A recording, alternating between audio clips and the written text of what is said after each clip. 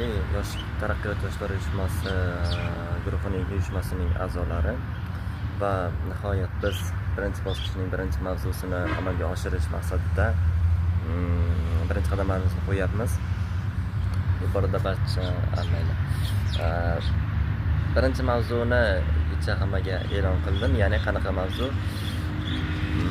Yoshlarning ijtimoiy dunyosi, ya'ni ijtimoiy rivojlanish va o'zbek jamiyatining jamoatchilik salohiyati.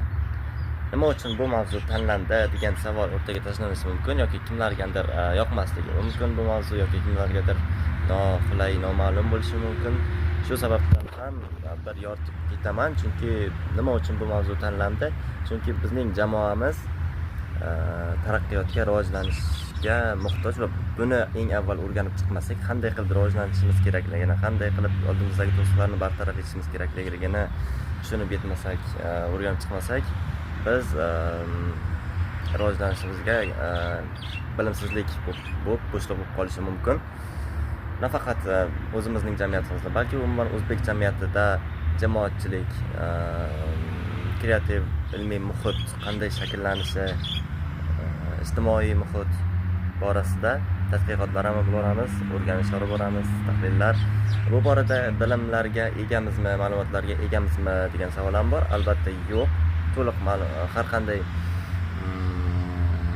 g'oyani, har qanday tushunchani o'rganib chiqishdan avval u haqida to'liqroq ma'lumotga ega bo'lishimiz kerak bo'ladi.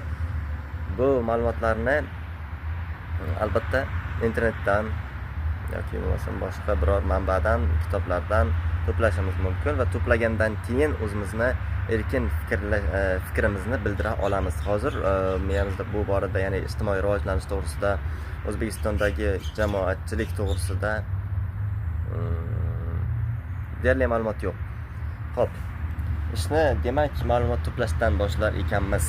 Balki boshqa mavzularda ham eng avval ishni ma'lumot to'plashdan boshlaymiz. Sababi aytib o'tganimdek, har qanday g'oya, har qanday fikrni berishdan avval insonda shu tushuncha bo'yicha ma'lumotlar bazasi bo'lishi kerak. Shuning uchun ham biz hozir bugun jamoat bosh kotibi bilan uyushmamiz uchun maxsus Telegram kanal ochdik. Ya'ni ma'lumotlar bazasi, taraqqiyot yoshlarining maxsus ma'lumotlar bazasi saqlanadigan Telegram kanal ochdik, yopiq Telegram kanal. Hamma bu asosiy guruhimizga tashlab qo'yildi.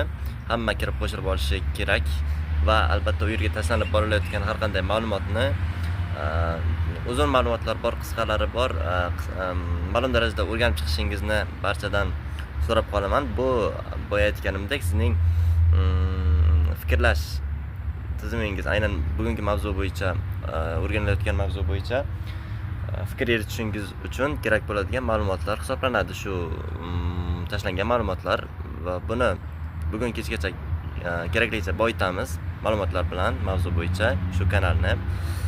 Xo'p. Endi bu mavzuni qanday qilib yoritamiz? Ma'lumotlarni o'rganib chiqqanimizdan keyin har birimiz shu mavzu bo'yicha o'z fikrimizni, o'z g'oyalarimizni, imkoniyatlar, mavjud bo'lgan imkoniyatlar, muammolarni hal etish, tanqidiy fikrlash barchasini siz berishingiz kerak bo'ladi. Xo'p, qay tartibda fikr bildiriladi? Onlayn tarzda yoki offlayn kengash asosida barchamiz uchrashgan holda. Ammo hozirgi kunda jamoa uchun offlayn tarzda uchrashish ma'lum darajada qiyin bo'lib qoldimi yo yoshlarda qandaydir muammolar sababli uchrashish anchagina dolzarb ish. Albatta uchrashuvlar asosida ham qilamiz, lekin asosan onlayn tarzda barchaning o'z fikrini e'lon qilgan holda bir joyga onlayn tarzda, elektron tarzda jamlash orqali minbar fikrlashni davom ettiramiz, olib boramiz. Xo'sh, fikrlash uchun o'sha g'oyangizni, fikringizni bildirish uchun eng avval o'zingiz uchun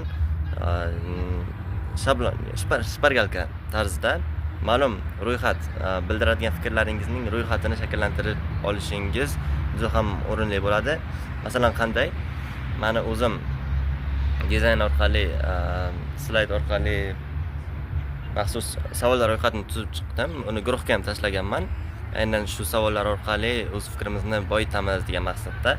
Albatta uni siz o'zingizga xoslagan holda o'zgartirishingiz, o'zingizni fikr bildirishda doirangizga asosan o'zgartirishingiz mumkin. Bu yerda, mana shu yerda meniki hozir ko'rinishi kerak. Bu yerda quyidagi savollar bo'yicha mavzular yoritiladi deb yozib qo'yilgan. Xo'sh. Mana shu birin-ketinlikda gapiradigan bo'lsak, bizning notiqlik salohiyatimiz me'yorda bo'ladi. Ya'ni uzil-kesil qandaydir uzilishlar ro'y bermaydigan darajada, xullas silliq ketadi-da. Shu sababdan ham o'zimizga mana shunaqangi shablonni yuklab yaratib qo'yishimiz o'zimizga foyda bo'ladi. Xo'p. Birinchi fikr bildiradigan bo'lsak, bu mani o'zi umuman g'oya berish, fikr bildirish hammaning o'ziga tegishli bo'ladi. Bu hech kimga ta'sir o'tkazishga asoslanmaydi va boshqa qanaqadir mani fikrim ustun, mana shunaqa bo'lishi kerak degan g'oya emas. Umuman minbar fikrlash, ya'ni hamma o'zini fikrini bildiradi, keyinchalik munozara bo'ladi, ya'ni aniq fikrlar ustida ishlanadi va eng to'g'ri